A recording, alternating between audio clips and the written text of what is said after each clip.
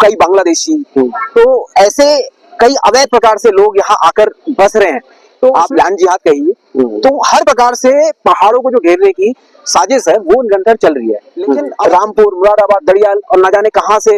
Identification कुछ है नहीं, आते हैं सीधे लगाते हैं, बैठ जाते हैं, काम धंधा शुरू, पैसे आने लग जाते हैं। नितिन कार्की जी इस वक्त हमारे साथ मौजूद हैं, जो कि इस पूरा जो ये सिनेरियो है, जिसमें तमाम डॉक्यूमेंटेशन की बात करें, कोर्ट की बात करें, प्रशासन की बात करें, तमाम जो लड़ाइयां लड़ रहे हैं, और नितिन कार्की इस वक्त हमारे साथ मौजूद है, जिन्होंने इस पूरे जो चेंज है, जो ये पूरा बदलाव है, जिसके खिलाफ पहली आवाज भी उठाई थी। नितिन भैया,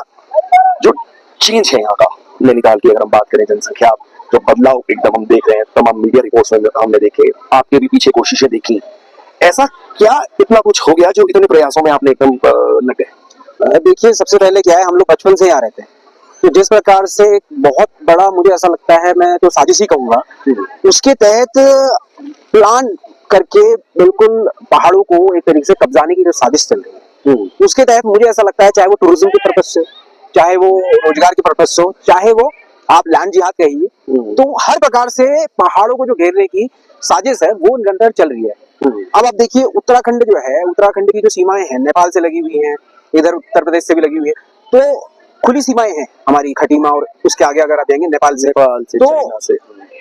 कई बांग्लादेशी, तो ऐसे कई अवैध प्रकार से लोग यहाँ आकर बस रहे हैं। तो उसमें क्या होता है, देखिए नैनीताल पर्यटन क्षेत्र है, तो होता क्या है, जैसे आदमी आया है, स्वाभाविक है, अगर आइसोलेट होता तो हम लोग स्वभाव से पूछ लेते भाई तुम कहाँ से आए हो, तो लेकिन होता क्या, घूमने आते हैं, वो एक बहाना होता है घूमने का, तो घूमने आए, आप हर किसी से पूछ नहीं सकते। अभी आप देखेंगे यहाँ पर फंड लगते हैं, तो करीब करीब वो 200-250-300 फंड लगते हैं, जिस पर मैंने माननीय उच्च न्यायालय में कंटेम्प्ट फाइल करा, 2 साल वो चला भी। लेकिन रामपुर, मुरादाबाद, दड़ियाल और ना जाने कहां से आइडेंटिफिकेशन कुछ है नहीं, आते हैं सीधे लगाते हैं, बैठ जाते हैं, काम धंधा शुरू, पैसे आने लग जाते हैं,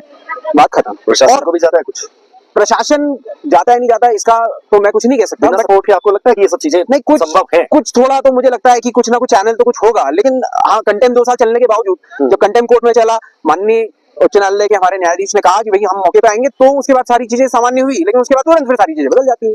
अच्छा, तुरंत उसी डर रहे जी, फिर उसके बाद फिर वो सारी चीजें वहीं चल जाती हैं, फिर हम दोबारा नोटिस करते हैं, लेकिन उतना ज्यादा कुछ होता नहीं है, लेकिन हम लोगों को लड़ने की बहुत ज्यादा आवश्यकता है। उसके बाद आप देखिए, टूरिज्म, जैसे नैनीताल पर्यटन है,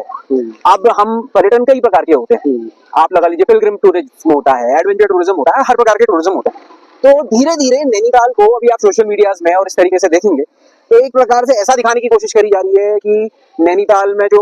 वक्फ की प्रॉपर्टीज हैं, जो वक्फ की हमारी मस्जिदें हैं, या जो भी पुरानी चीजें हैं, वो बहुत सालों से एक हेरिटेज प्रॉपर्टी है, और यही पहले से